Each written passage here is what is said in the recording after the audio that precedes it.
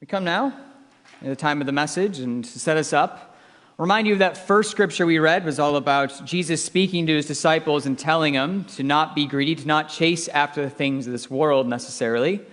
And now we are to contrast that with a message from Solomon coming out of the book of Ecclesiastes. Water would be great. He says this: "Whatever my eyes desired, I did not keep from them. I kept my heart from no pleasure. For my heart found pleasure in all of my toil, and this was the reward for all of my toil. Then I considered all that my hands had done, and the toil I had spent in doing it, and again, all of it was vanity, and a chasing after nothing but wind, and there was nothing to be gained under the sun." So, cultivating contentment. I hope what you're finding out of these scriptures is a contrast of what it means to chase after those things that we think are going to bring us happiness that end up just fizzling out and need to be replaced with what I hope you're rather seeing is long-term happiness. If you've been around here for the past couple of weeks when looking at our stewardship series, there's been a theme that's been present. It's been simplicity. It's been the question of what does it mean to have enough? It started off with our lay leaders giving us an amazing message about that. Reverend Joyce, the previous 2 weeks ago, gave us a message that was a bit more practical, teaching us about budgeting. Today, we're going to take a bit of a different route because, fun fact, you do not want financial advice from Nick Leha. At all. Not at all. I am someone much like Solomon in Ecclesiastes who sees the new thing and wants it really bad and goes and gets it right away. And I keep doing that over and over and over and over again. I don't make budgets. I don't think I'm ever going to make a budget. That seems like a lot of effort and work and time, and life's too short. So no, I'm probably just going to live. So you're not going to get financial advice from me. I'm going to focus a bit differently on stewardship. So we're going to start with something. Oh my gosh. This is my best friend, everyone. Just need you to know that. Oh my. We ran a marathon. He beat me. Anyways. Ross, I love you. So we're going to start with a really happy thought. I want you to imagine your house is on fire. And you go home, and the firemen, for lack of any better sense of judgment, say to you, you can go inside and get 2 things, 1 to 2 things at most, and you got to get out. I don't think they'd ever do that, but say they did. Let's play a little active participation. What 1 to 2 things do you think you would grab from your house if this were in a situation that was happening? Dogs. Dogs. Dogs. Dogs are our children. They are the best, yes. Are there any material goods that you would grab too? Violin. Rock on. What is it? Xbox. We got a high schooler. Little portable safe. All right. Pictures. Photos. Yep. Now, I would love to have all the time to be able to sit and talk to each of you about those things you've called out, about why you would want to bring those things. Why are they so important? What's so special about them? And that's what we're going to focus on today is the story. So because we don't have the time to go over each of your things, what I want you to do is come up that story on your own. Think of it. Who was involved in that? Who helped get the violin? Who helped get the photos and the safe? Who was involved in that experience?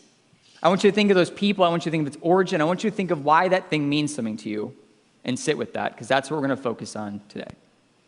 Now, for me, if I were to run into my apartment, if it were on fire, there was one thing that I would grab, and it's in the back of my closet in the master bedroom. And it's a little special box, literally called my special box. I wish I brought it. I was halfway here and kicked myself because I realized I didn't.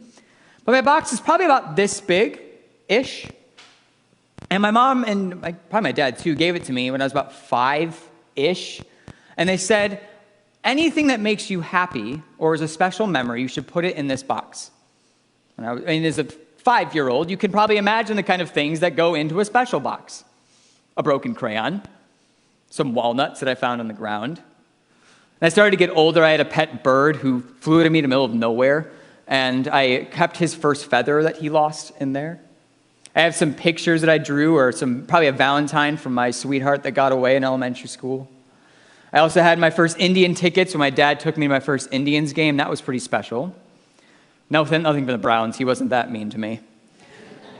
And then as I started to get older, the items started to make a bit more sense, right? They were a bit more established. So I had my state ring from when we won state. I had my conference ring from college when we won conference.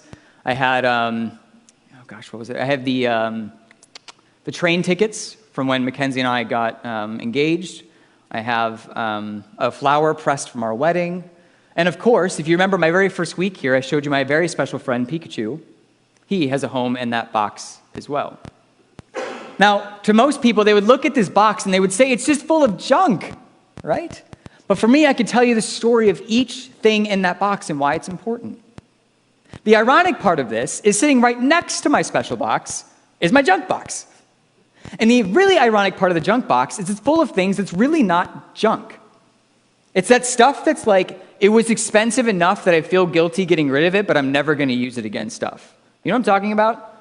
So like you have like computers in there, laptops, iPads, cell phones. Nick Leah buys a new cell phone every 10 minutes. I don't know why, I can't afford it. I have smartwatches in there that I'm never going to touch again. I have GPS watches I'm never going to touch again, but it feels weird to get rid of them. But to be honest with you, I would not care if they were ever gone. So, what's really interesting is it's not necessarily the value of something that makes it valuable. It's the story, the memory, and the relationship that you have with it. So, this message of stewardship isn't necessarily about the expenses, but rather it's what stewardship is. It's how we are entrusted to be a steward of something that is priceless to us. How we are entrusted to be able to tell that story to other people as well, and why those items mean so much to us. But honestly, this isn't just in our homes either. If I were to ask you to create a special box for this church, I would love to know what it is you would put in it. Because what I think what would happen is many of you wouldn't take the most valuable things we have. I don't trust many of you would grab my laptop. It's a fast one, but I don't think you'd want it. I don't think many of you would grab those speakers. I could tell you that projection system was really expensive. You did a capital campaign for that. I doubt many of you would take that. I doubt many of you would take our sling that broadcasts things. I doubt many of you would take our sound box. What I bet some of you would take was a picture that one of our youth drew for you in a Sunday school classroom. I bet some of you would take a coffee cup. I bet some of you might even take a pencil, a red pew pad. I don't know. There's certain things that anchored you to this church, and I doubt it was the most valuable thing. When I start to imagine some of those things that I could guess you would take, it might be like the burgers, for example, have made this place look incredible for Vacation Bible School. Maybe they would take one of their favorite decorations with them. Kim, the first book you bought for us in the library, or your first lesson in Journeys 15 years ago. I imagine when I first came here, I met a man named Dwight Woodward. Right now he's at Asbury Seminary learning some stuff. But Dwight walked me around the church when I first got here and showed me all the rooms and showed me all these things he was so proud of about the church and told me some stories related to each room in the sanctuary and everything. But if Dwight could fit this in a box, I know for a fact what he would take. That window thing, light box thing, right? That thing that we have up on the projection on Sunday. Because Dwight's dad played a role in that becoming a reality. His old name's actually engraved on a plaque over there, and Dwight takes so much pride in being connected to this little thing. Some of you at the men's prayer breakfast, you might take a coffee cup that you use every week together. It reminds you of your friends. Perhaps a coffee cup that was given to you when you were first invited to be a part of it. So, think on that as well. What is the special box of your church? And what would you place in it? Because that's what stewardship is, entrusted to those special memories that we have.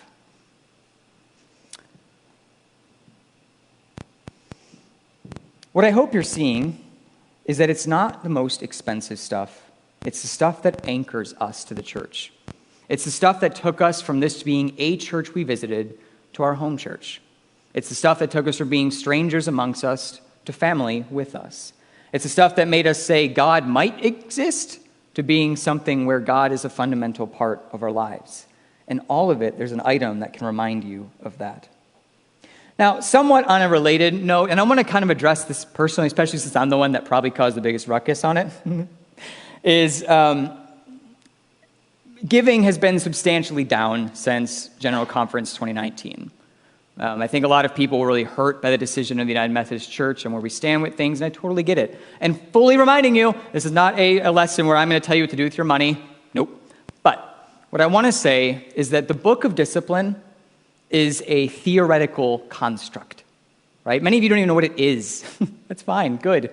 The book of discipline is a theoretical Methodist church, but it does not represent a single Methodist church planted anywhere across this country. And furthermore, the one church that does exist is the one you're sitting in right now. The United Methodist Church of Chagrin Falls, and the ministry and the work that we do in here is the real ministry of the church, not what the church says we do. So please keep it in mind. I can promise you that if something were to happen in this church and it were burning down, Reverend Joyce and I would not run to the library and grab the book of discipline. We would probably grab letters you've written us.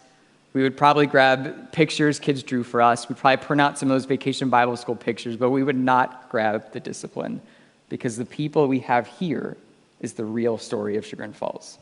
Okay? So keep it in mind. And if you don't know what's happening, great. So, stewardship, and really what this season is when we're talking about money at the church, it's not about the budget. It's not about the expenses. It's not about the day-to-day operations of this building. I mean, honestly, every day I have to wake up and think about it. The very fact that I live, the very fact that I have a home, that my wife and I can do amazing things together is because of your generosity, and that's remarkable. I can't possibly understand how this is my life. But there's so much more of the church than just the day-to-day and the stuff we print off and the phone calls we make and all of that. What really stewardship is about is allowing you the opportunity to create that special box here at the church. And furthermore, allowing other people to experience their own special box stories of our church. You know, one of the things that I love, a story we shared, Doug, in one of our interviews together, is one of your best memories of this church was when your kids used to run up here, just like Beckett does, and sit for kids' messages with us. And they'd go up to children's worship, and they'd go to Sunday school, and they'd grow up in this amazing youth program. And then one day, they led Youth Sunday. And you said it was the most special day of your church life. One day, that's going to be you guys, leading Youth Sunday. That's what stewardship is. It's not the day-to-day. It's the amazing stories, the community, and the excitement that we create. So this dance between the sacred and the profane, these small objects, is something that I know quite well right now. Many of you are aware that Mackenzie's mother died in April this year, and now it says both her parents are gone, right? And so now we're trying to figure out what to do with the house. And we're trying to pack up those things. We're trying to figure out what to keep and what we can discard. And what's amazing is the stuff that I, as somewhat of an outsider, would suspect that we'd want to keep, like these beautiful glass vases or something of this nature, she's more than happy to get rid of. Doesn't care about that. But the thing that every single one of them will start to cry when they pick up is a very simple bowl that her mom used to put her famous wedding soup in every year. That's stewardship. That's the special box that you have and this church has. Now, I encouraged you at the beginning to think of a particular object that means so much to you, or creature. Don't forget those cats and dogs. And I wanted you to think about the people that were a part of the journey when those became a reality. Stay with that. And what I want you to do this week, a challenge for you, even today, do it right now while it's in your head. The people who are involved in it, call them. Write them, email them, whatever, and tell them you still have that thing and why it means so much to you. I promise they're going to love it. And if they're not with us, write it down somewhere and then share it with a child. Share it with your best friend, your sister, your brother. You know why I know it's going to be something important? Because as a child, an example is I had a pretty luxurious lifestyle. We had a closet. And inside that closet was coats and gloves and hats and all sorts of stuff. And as the weather would turn, my mom and dad would make sure my sister and I were ready, and they'd always say, make sure to go in the closet and get what you need to go outside. Well, one day it was raining. And as such, what do you need when it rains? Your little umbrella, right? Now, when I was a kid, I was a little bit imaginative, you might imagine. And so when I had an umbrella, it wasn't just like a sky shield. I also felt partly responsible to defend the world from the rain. And so I'd swing it around violently and knock the rain around everywhere, thinking I was stopping the rain, right? I was a warrior. So I'm digging through the closet, and I find this umbrella, this black umbrella in the back of it, and I pull it out, and I'm about to run out the door, and then my mom just casually grabs it and says, nope, not this one. I'm like, well, I have a responsibility, Mom. Someone's got to fight the sky demons. Give me the umbrella. And she said, no, sweetie, not this one. I'm like, well, why? It's just an umbrella. But it's not just an umbrella. You see, that umbrella is the only thing she still has of her mother. And her mother, much like Mackenzie, passed away when she was quite young. And it was the only thing she was able to keep. And so that umbrella is very special. And some 15 years later now, I can still remember that story dearly. So whatever that special item is in your life, share it with a child, share it with a best friend, because it will stay with them forever. Okay? Now, to close us off, I think I had one more thing, but maybe not. It's getting kind of late. Let's get out of here.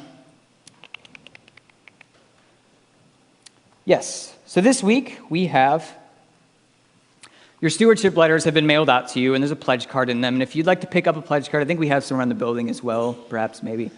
What I want you to think of is not about the day-to-day operations next week when you come to give us your commitment. What I want you to think of is that special box. Those memories, those stories, and experiences at this church that have truly shaped and anchored you here and your relationship with God. And bring that commitment as an investment into the future of the church. Bring it as an investment for others to experience this special box phenomenon. And bring it as a pledge of gratitude for the ways that this church has become home. And I promise you, we'll make something very special happen with that. So, on behalf of Reverend Joyce and the pastoral staff and all the staff of this church, thank you for being a part of our special box by being at this church. And let's do some amazing ministry together in this next year. Amen.